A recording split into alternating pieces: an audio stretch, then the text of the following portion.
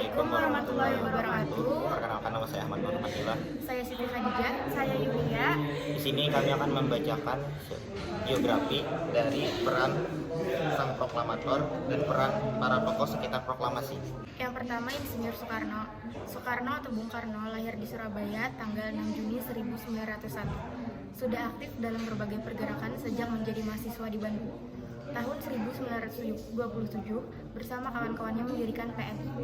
Oleh karena perjuangannya, ia seringkali keluar masuk negara. Kemudian pada zaman Jepang, ia pernah menjadi ketua Putera, Chosani, Sangiin, dan PPKI, serta pernah menjadi anggota BPUPKI. Begitu tiba di tanah air, dari perjalanannya ke Saigon, Soekarno menyampaikan pidato singkat. Isi pidato itu antara lain pernyataan bahwa Indonesia sudah merdeka sebelum jagung berbunga. Hal ini semakin membakar semangat rakyat Indonesia.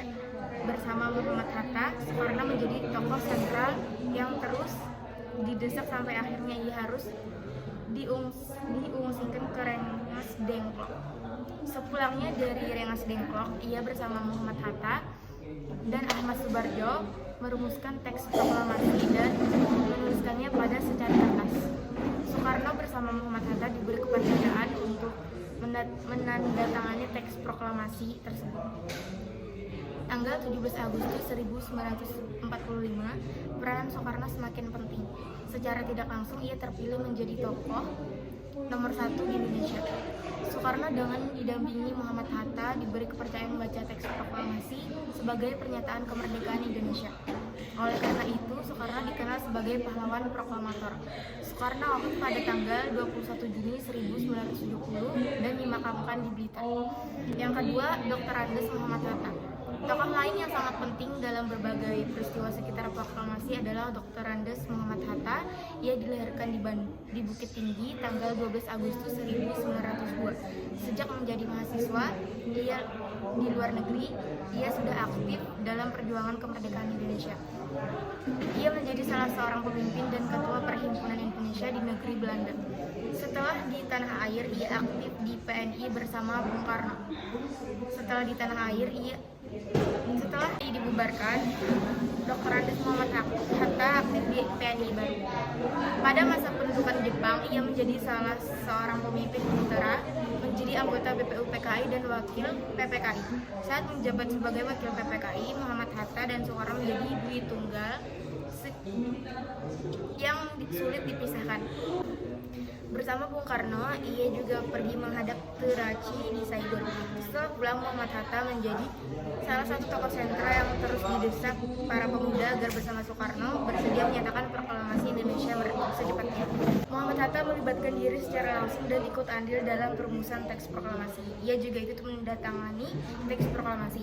Pada peristiwa detik-detik proklamasi, Muhammad Hatta tampil sebagai tokoh nomor 2 dan mendampingi Bung Karno dalam pembacaan teks proklamasi kemerdekaan Indonesia. Oleh karena itu, ia juga dikenal sebagai pahlawan proklamator. Ia wafat pada tanggal 14 Maret 1980, dimakamkan di Pemakaman Umum Tanah Kusir, Jakarta. Dua, para tokoh sekitar proklamasi. A. Ahmad Subarjo. Saya menjamin bahwa tanggal 17 Agustus 1945 akan terjadi proklamasi kemerdekaan Republik Indonesia. Kalau saudara-saudara ragu, nyawa saya lah yang menjadi taruhannya. Ucapan itu bukan main-main bagi Ahmad Subarjo. Ucapan tersebut berhasil meyakinkan golongan muda bahwa para senior akan melaksanakan proklamasi sesuai dengan desakan para pemuda. Menjadi taruhan untuk peristiwa yang sangat penting menunjukkan bahwa Subarjo tidak menghitung jiwa dan raganya demi kemerdekaan Indonesia. Kerelaan tokoh untuk mengorbankan diri demi bangsa dan negara adalah salah satu teladan yang perlu selalu kita lakukan. Ahmad Subarjo lahir di Karawang, Jawa Barat pada tanggal 23 Maret 1896. Ia tutup usia pada bulan Desember 1978. Pada masa pergerakan nasional, ia aktif di PI dan PNI. Kemudian, pada masa pendudukan Jepang sebagai Kaigun, bekerja pada kantor Kepala Biro Riset Angkatan Laut Jepang, pimpinan Laksamana Maeda. Ia juga sebagai anggota BPUPKI dan PPKI. Ahmad Subarjo tidak hadir pada saat Bung Karno membacakan teks proklamasi di Penggangsaan Timur nomor 56 Jakarta Pusat. Tokoh Ahmad Subarjo boleh dikatakan sebagai tokoh yang mengakhiri peristiwa Rengas Dengklok, sebab dengan jaminan nyawa Ahmad Subarjo, akhirnya Insinyur Soekarno, Muhammad Hatta, dan rombongan diperbolehkan kembali ke Jakarta. Sampainya di Jakarta dini hari, di Rumah Maida dilaksanakan perumusan teks proklamasi. Ahmad Subarjo secara langsung berperan aktif dan memberikan andil pemikiran tentang perumusan teks proklamasi.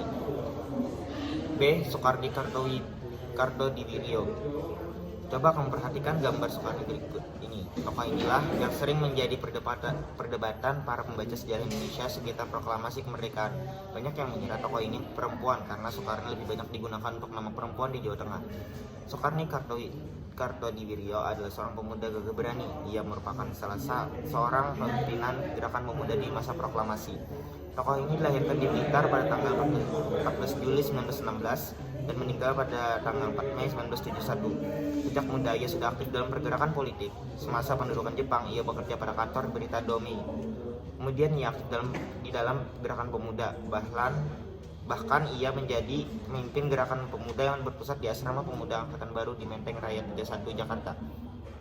Soekardi merupakan pelopor penculikan Soekarno dan Muhammad Hatta ke Rengas Dengklok. Ia juga tokoh yang mengusulkan agar teks proklamasi ditandatangani oleh Soekarno dan Muhammad Hatta atas nama bangsa Indonesia. Ia juga memimpin pertemuan untuk membahas strategi penyebarluasan teks proklamasi dan berita tentang proklamasi. C. Sayuti Melik, tokoh yang lahir pada tanggal 25 November 1908 di Yogyakarta ini, berperan dalam pencatatan hasil diskusi susunan teks proklamasi. Ia yang mengetik teks proklamasi yang dibacakan Soekarno-Hatta. Sejak muda, Sayuti Melik sudah aktif dalam gerakan politik dan jurnalistik. Tahun 1942 menjadi pimpinan redaksi Surat Kabar Sinar Baru Semarang. Nama tokoh ini semakin mencuat pada sekitar proklamasi kemerdekaan Indonesia. Ia telah menyaksikan penyusunan teks proklamasi di ruang makan Rumah Maida. Bahkan akhirnya ia dipercaya untuk mengetik teks proklamasi yang ditulis tangan oleh Soekarno. D. Burhanuddin Muhammad Dia. Burhanuddin Muhammad Dia atau BM Dia lahir di Kota Raja pada tanggal 7 April 1917. Ia berbakat di bidang jurnalistik. Sejak tahun 1937 sudah menjadi redaktur berbagai surat kabar. Pada awal pendudukan Jepang, ia bekerja pada radio militer. Pada tahun 1942 sampai 1945, ia bekerja sebagai wartawan pada harian Asia Raya. Pada sekitar peristiwa proklamasi, BM Dia sudah menjadi wartawan yang terkenal. Pada malam Sabtu akan diadakan perumusan teks proklamasi. BM Dia banyak melakukan kontrak dengan pemuda, yaitu untuk datang ke Rumah Maida. Ia salah seorang pemuda yang ikut menyaksikan perumusan teks proklamasi. Ia juga sangat berperan dalam upaya penyebarluasan berita proklamasi kemerdekaan Indonesia. Latif Hendra-Diningrat. Latif Hendra-Diningrat adalah salah seorang komandan peta. Pada saat pelaksanaan proklamasi, ia merupakan salah satu tokoh yang cukup sibuk. Ia menjemput beberapa tokoh penting untuk hadir di pengawasan di Pegangsaan Timur nomor 56. Misalnya, ia harus mencari dan menjemput Muhammad Hatta. Pada saat pelaksanaan proklamasi, setelah menyiapkan barisan, ia mempersilakan Soekarno membacakan teks proklamasi. Kemudian, Latif Hendra-Diningrat dengan dibantu S. Wood mengibarkan saka sang merah putih, dan yang membantu membawakan bendera merah putih adalah S.K. Trimurti. S. Wood adalah pemuda yang ditugasi mencari tiang bendera dan mengusahakan bendera merah putih yang akan dikibarkan. Oleh karena gugup dan tegang, yang digunakan adalah sebatang bambu. Padahal tidak terlalu jauh dari rumah Soekarno ada tiang bendera dari besi. S. Wood bersama Latif Hendra-Diningrat adalah pengibar bendera merah putih di halaman rumah Soekarno pada saat proklamasi 17 Agustus 1945. G. Suwiryo. Suwiryo adalah wali kota Jakarta Raya waktu itu dan secara tidak langsung menjadi ketua penyelenggara upacara proklamasi kemerdekaan. Oleh karena itu, ia sangat sibuk mempersiapkan segala sesuatu yang diperlukan dalam upacara tersebut, termasuk pengadaan mikrofon dan pengeras suara. H. Dr. Muwardi. Tokoh muda Muwardi bertugas dalam bidang pengamanan jalannya upacara proklamasi kemerdekaan Indonesia. Ia telah menugaskan anggota barisan pelopor dan peta untuk menjaga keamanan di sekitar kediaman Bung Karno. Setelah upacara proklamasi kemerdekaan Indonesia, ia juga membagi tugas kepada para anggota barisan pelopor dan peta untuk menjaga keamanan Bung Karno dan Muhammad Hatta. Sekian dari kami. Wassalamualaikum Waalaikumsalam warahmatullahi wabarakatuh. Goodbye.